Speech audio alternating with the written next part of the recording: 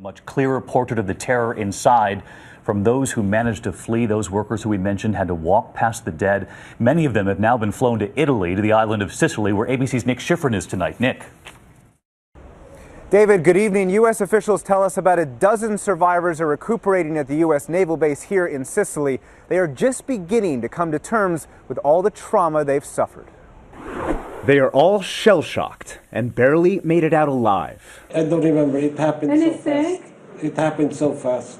Survivors describe scenes of fear and brutality. For more than 80 hours, they did anything to stay alive. Many were beaten and witnessed executions. We were lucky that we are still alive. Stephen McFall called his wife after he escaped. His hands had been tied, and he'd had to wear explosives strapped to his chest. She described the experience that he had as truly horrific.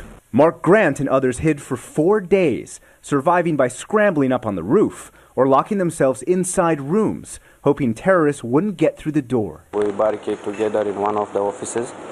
We lock the door, we put the desk on the door. And for those who survived, there is relief. Many are on their way home, desperate to return to their families. The guys who picked us up, the rescue guys who've been in Aminas, were wonderful. They were like long-lost friends. But they are the fortunate.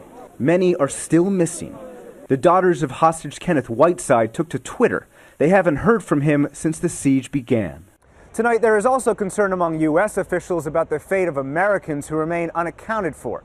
As for the survivors, security officials and psychologists are debriefing them, helping them begin the process of healing from this horrible siege.